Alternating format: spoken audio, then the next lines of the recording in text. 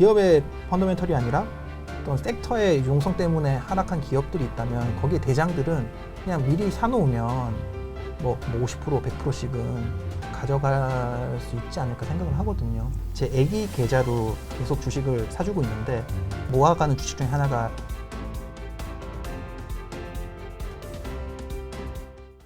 근데 요즘에는 사실 가장 핫한 섹터가 2차 전지인데 그렇죠. 최근에는 그 2차 전지 이후로 좀 주목하고 계시는 폐배터리 관련된 내용이 좀 담겨 있더라고요. 네. 사실 근데 폐배터리라는 산업도 많은 분들께서 그래 미래 유망하지. 전기차 2차 전지 배터리가 많이 또 생산되면 될수록 그 수명이 닿으면 결국 버려지니까 맞아요. 이 산업은 분명 클 수밖에 없다라고는 생각을 하시는데 막상 그에 따라서 주가는 또 많이 움직이진 않더라고요. 그렇죠. 초반 상장할 때 반짝했었던 거 말고는. 네. 아무래도 그 폐배터리 산업 역시도 네. 장기적으로 봤을 때는 정말 큰 산업이기 때문에 네. 많은 분들 꾸준히 되게 관심을 가지시는 것 같거든요. 네. 작가님께서 좀 보셨을 때 폐배터리 산업은 좀 언제쯤 시장에서 좀 반등을 줄지. 폐배터리 같은 경우는 국내에는 뭐 성일하이텍이 상장이 돼 있고 나스닥에는 뭐 티커 LICY라는 리사이클 홀딩스가 상장이 돼 있잖아요. 저도 사실 제 애기 계좌로 계속 주식을 사주고 있는데 모아가는 주식 중에 하나가 그 리사이클 홀딩스거든요. 근데 이제 그렇게 모아가는 거는 큰 기대는 아니에요, 사실. 사실 뭐 그 폐배터리라는 게 해자가 없거든요. 예를 들어 뭐 전기차 같은 경우는 B2C잖아요. 사람들이 사는 거거든요. 테슬라라는 이제 기업 브랜드 이미지가 계속 더 가치가 커지는 거죠. 명품처럼.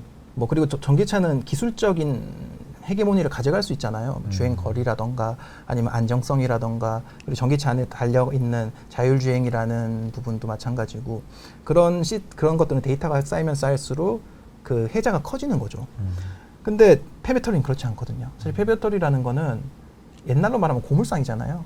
이게 물론 스포크라는 걸 통해서 이제 배터리를 뽀개가지고 그 블랙매스를 뽑아내가지고 그걸 통해 습식 재련을 통해가지고 뭐 니켈이든 코발트든 망간이든지 뽑아내는 그런 일련의 과정들이 있는데 장점은 그러니까 미리 선점한 성일하이텍이나 리사이클 홀딩스의 가장 큰 강점은 이런 공장들이나 설비들을 늘려놓고 고객사를 미리 확보해 놓으면 향후에 뭐 2005년이든 2028년이든 뭐 30년이든 미래가 왔을 때 그 고객사와 설비를 바탕으로 단가를 누를 수 있거든요. 단가를 누르면 결국 새로 시장을 진입할 수가 없죠. 경쟁자들이 이미 눌려진 단가를 맞출 수가 없으니까 자기네들은. 그래서 이제 그런 걸 갖기에 어떻게 보면 성일하이텍이나 리사이클 홀딩스의 무기인데 근데 반대로 이게 뭐 전기차처럼 뭐 배터리처럼 고도의 기술을 요하거나 뭐 그런 게 아니다 보니까 그 수직 계열할 수 있는 기업들이 많거든요. 예를 들어 에코프로라던가 아니면 뭐 포스코라던가 이런 회사들이 자기네들이 수직 계열을 할 수가 있어요. 자기네가 폐배터리까지 이제 진출해가지고 자기네에서 나오는 뭐 배터리 그런 소재를 가지고 재활용해서 자기네가 다시 쓰면 되거든요. 그러면 당연히 한 달을 안 거치니까 수익률이 확 올라가겠죠. 그리고 에코프로나 뭐 포스코 같은 회사들도 뭐 자본력이 탄탄하잖아요. 특히나 지금 뭐 돈 엄청 벌고 있기 때문에 그럼 자금 여력도 되고 그러면 뚝딱뚝딱 공장 지으면 되거든요. 아니면 인수를 해버리거나. 그래서 어떻게 보면 이제 뭐 테슬라처럼 이렇게 막 일확천금을 노리는 생각으로 접근하고 있지는 않지만 그럼에도 불구하고 저희 애기한테 주식을 리사이클 홀딩스를 사주고 있는 이유는 결국 시장은 커질 수밖에 없거든요. 그러면 아마 미리 선제적으로 진입했던 성일하이텍이나 리사이클 홀딩스도 그 수혜를 볼 거예요. 뭐 물론 그 부분은 에코프로도 가져가고 뭐 포스코 퓨처엠도 가져가고 뭐 LG 에너지 솔루션도 가져가고 하겠지만 어쨌건 커지는 빵 안에서 먹을 건 분명히 있다라고 보기 때문에 그런 생각으로 저는 사주고 있거든요.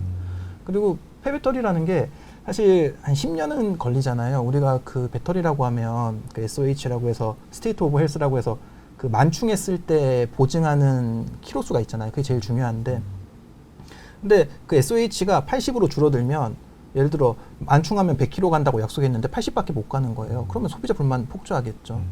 그래서 이제 그때쯤이 되면 배터리가 폐배터리화 돼서 재활용을 해야 되는데 그 기간을 보통 10년으로 보잖아요. 그러면은 보통 글로벌리 전기차가 이제 폭발적으로 늘어났던 게 18년도, 19년도 이때 중국이랑 유럽 시작해가지고 엄청나게 늘어났는데 그 배터리 재활용되는 시점이 그러면 28년이잖아요.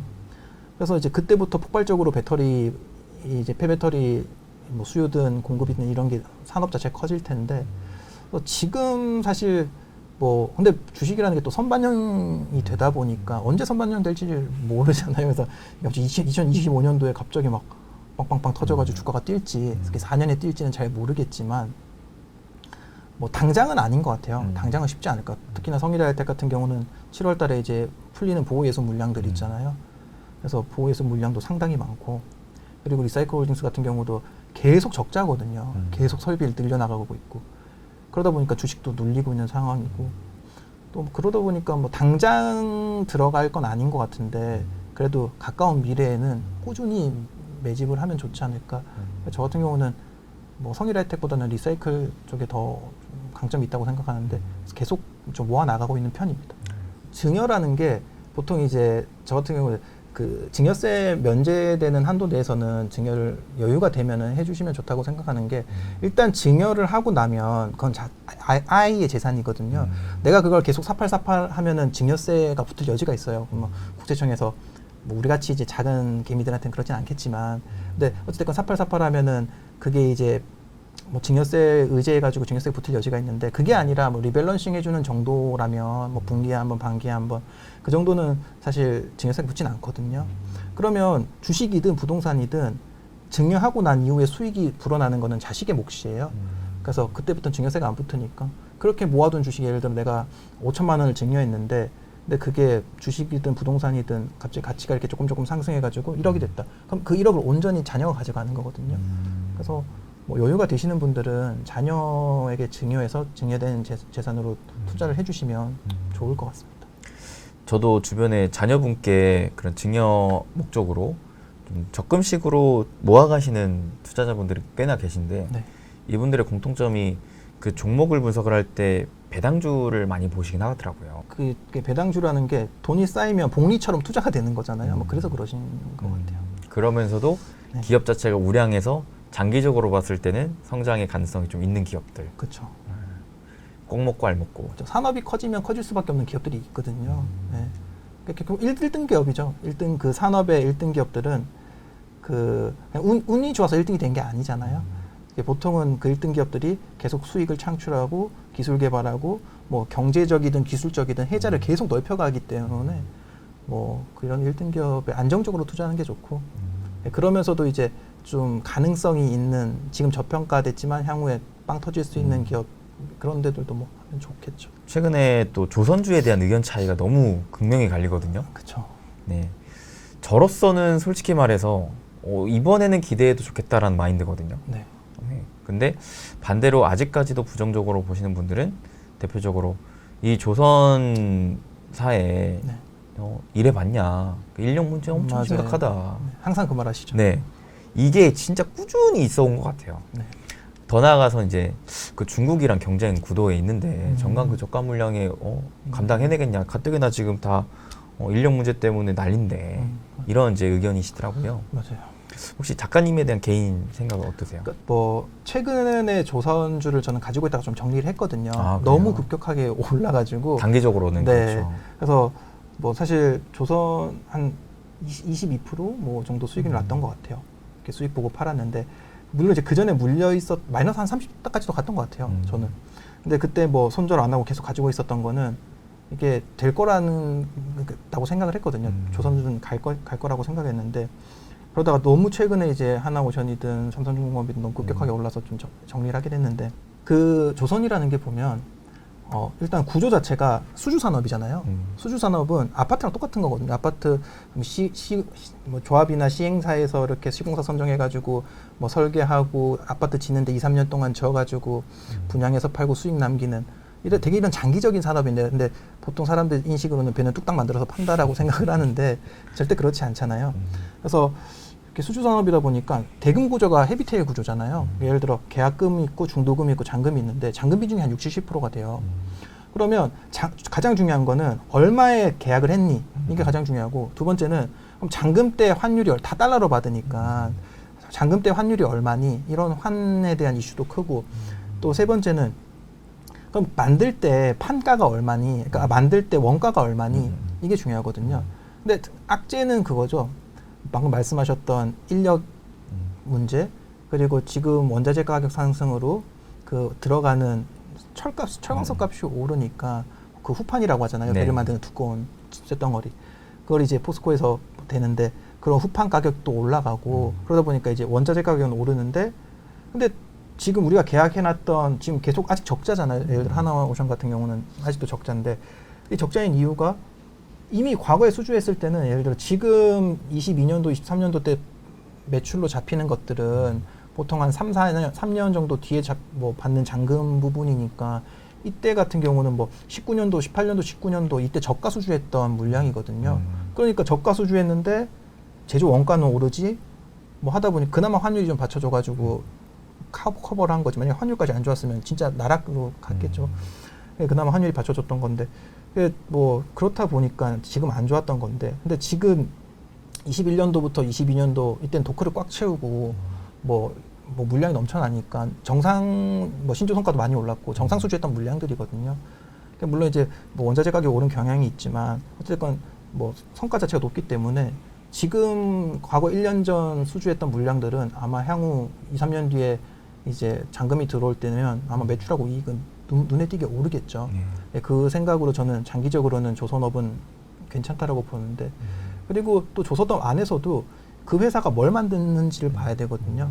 아까 말씀드렸듯이 수주산업이다 보니까 설계하는 데만 해도 1년이 걸려요. 어떻게 배를 설계해가지고 어디에 모터를 달고 어디에 어떻게 해가지고 짐을 싣고 이런 배를 설계하는데 1년이 걸리는데 동일 선종을 반복 수주하게 되면 설계 부분에서 비용이 혁신적으로 절감이 되고 그리고 만들 때도 그게 엄청나게 말씀드렸던 그 인력 그게 많이 필요하거든요. 그러다 보니까 다 사실 납땜하고 뭐 그 용접하고 그라인더로 갈고 도색하고 하는 게 모든 게 인력으로 이루어지는 거잖아요. 그런 기계가 할 수가 없거든요. 워낙 크다 보니까 다 사람이 붙어가지고 하다 보니까 그 인력이 많이 필요하고 인건비가 오르게 되면 가격 경쟁력이 떨어지고 뭐 그런 구조기는 그 어찌됐건 이제 장단점이 있는데 저는 그런 인력적인 부분이나 사실 중국 조선 지금은 과거처럼 뭐 디젤 선박 만드는 게 아니잖아요. 어느 정도 기술이 뭐 LNG 추진 선박이고 자동 항해 시스템이고 특히나 뭐 하나오션 같은 경우는 자동 항해 쪽에 되게 뭐 투자도 많이 하고 있고 뭐 HD 현대도 마찬가지지만 그렇게 해서 과거처럼 뭐 중국이 우리나라를 따라와가지고 그렇게 하진 못할 것 같아요. 단순하게 인건비로 싸우는 게 아니니까 실제로 과거 때 중국이 저가 물량으로 한국 조선을 턱 밑까지 쫓아왔다가 지금은 또 많이 좀 또 한국이 치고 나가고 있잖아요. 그런 부분을 보면 중국 쪽에서 그런 이슈보다는 어쨌든 인건비가 오르고 인력이 부족해서 뭐 그러니까 공급에 차질이 생기거나 아니 인건비 때문에 수익성이 악화될 수 있다. 이 부분은 공감을 하는데 중국 쪽 이슈는 지금은 좀 다른 이야기인 것 같고 그리고 장기적으로는 뭐 저는 조선업은 좋다라고 봅니다. 네. 저도 이제 거기에 하나만 덧붙이자면 작년 하반기부터 좀 물가가 다시 안정화가 되면서 후판 가격도 좀 내림세 있더라고요. 그렇죠. 철광석 가격도 많이 내려왔고. 네. 네. 그러다 보면은 이제 그게 곧 이익 개선으로 이어지고 네. 그리고 이익 개선이 나오면은 인건비도 어느 정도는 더 좀 지원해 줄 수 있는 부분이 여력이 생기는 거니까 여러모로 시간이 좀 해결해 줄 수 있지 않을까 앞으로. 저 같은 경우는 이제 뭐 조선 쪽도 주식을 투자하기도 했었지만 지금도 이제 뭐 가지고 있는 계좌에 아직도 담겨 있기도 한데 그리고 사실 거제도에도 아파트를 한 채를 샀거든요.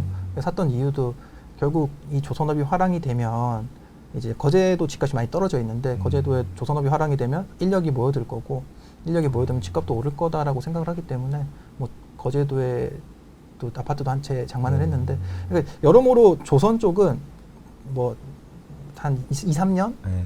중양기적으로 봤을 때는 저는 충분히 투자할 매력이 있다라고 봅니다. 근데 최근에 좀 많이 오르긴 해가지고 그렇죠, 너무 많이 그렇죠. 올랐더라고요. 그러면은 작가님께서 혹시 따로 하반기에는 뭐 요 정도 유망해 보입니다라고 생각할 만한 섹터나 종목군이 있다면요? 그러니까 유동성이라고 생각하거든요.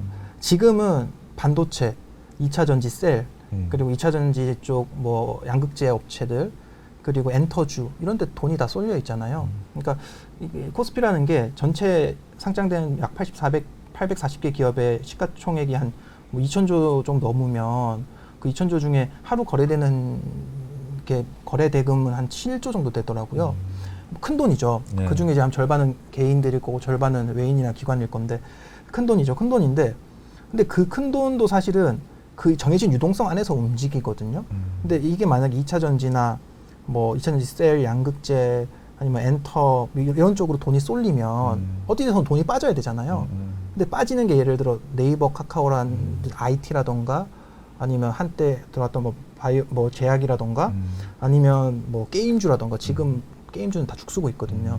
이런 애들이 지금 많이 빠져 있잖아요, 가격이. 특히 뭐 네카오 같은 경우는 전고점 대비 3분의 1 토막 난 상황인데 그래서 저는 개인적으로는 뭐 유망한 섹터라기보다는 떨어진 애들인데 그 기업의 펀더멘털이나 기업의 뭔가 모멘텀이 때문에 떨어진 게 아니라 단순히 유동성 때문에 소외된 섹터이기 때문에 떨어졌다면 거기에 있는 1등 기업들은 참 잡으면은 결국에는 뭐 짧으면은 뭐 반년, 뭐 길어도 1, 2년 이렇게 유동성은 도니까 그때는 제 큰 돈을 벌 수 있다고 생각하거든요.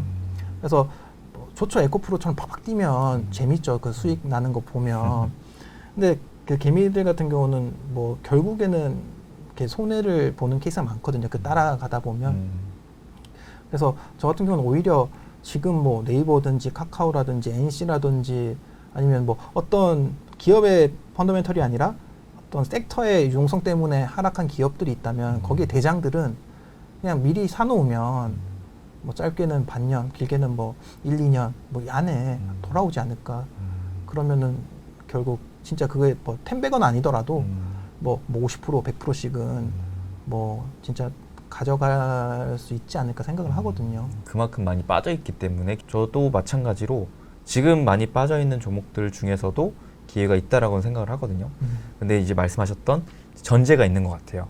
유동성이 그 애들 쪽으로 와야 되는데 그렇죠. 그러면 기본적으로 주도주가 꺾여야 되거든요. 또는 그렇죠. 또는 진짜 금리가 다시 인하가 돼서 새로운 유동성이 들어온다거나. 그렇죠. 그게 베스트죠. 네.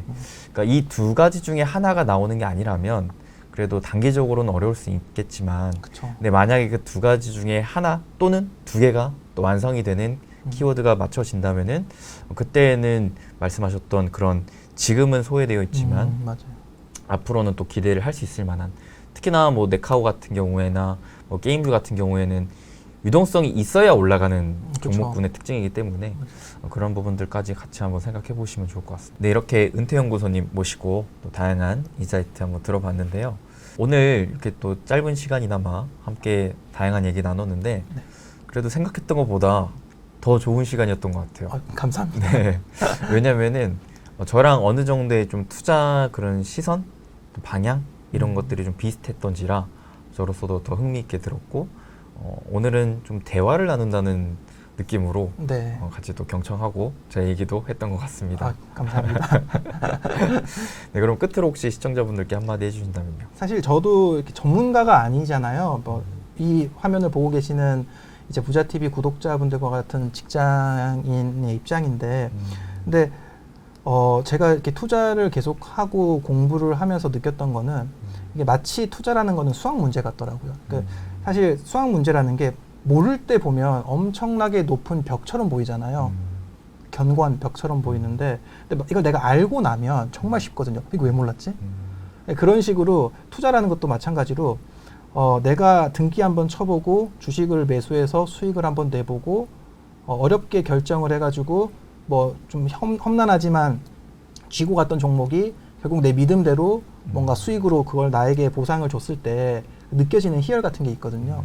그런 거를 경험해 보면 마치 수학 문제 풀듯이 알고 나게 되면 내가 몸으로 체득하게 되면 다른 세상이 눈에 떠지더라고요.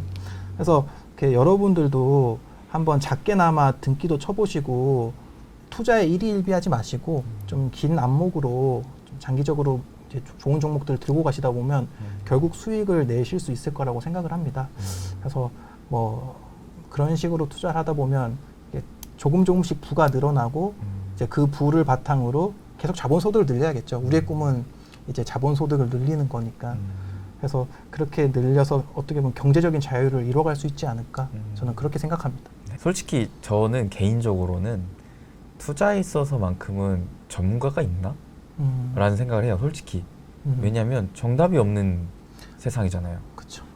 결국에는 각자의 방법이 있는 것이고 각자의 방법대로 수익을 보면 그 사람이 전문가 아닌가? 그렇죠. 그럴 네, 수 있죠. 저는 그렇게 생각을 해요. 왜냐?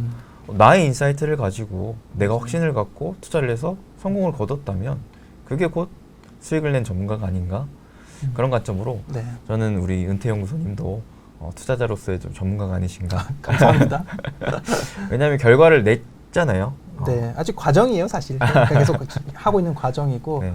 지금도 이제 저축액을 계속 늘려가고 있거든요. 뭐 저축액 목표가 몇 억이다, 몇 억이다 그런 건 없지만 그래서 결국에는 이제 뭐 건물을 사든 아니면 배당주를 늘려서 어떻게 하든 뭐 자본이 벌어다주는 시스템을 만들게 되면 그때는 정말 제 블로그에 나와 있는 은퇴연구소라는 블로그처럼 은퇴를 할 생각이거든요. 저는 그걸 한 5년 정도로 바라보고 있는데 그래서 저도 지금 과정이라서 뭐 제가 지금 해오고 있는 것처럼 이 부자TV 구독자분들도 같이 좀 다 잘 됐으면 좋겠습니다. 네. 그러니까 부자TV 그 채널 설명을 보니까 전 국민이 다 네. 제 욕심이긴 한데요. 네. 그래서 이 구독하시는 분들이라도 다 잘 됐으면 하는 바람입니다. 네, 그럼 은퇴연구소님과 함께 인사 나누도록 하겠습니다. 여러분 행복되세요.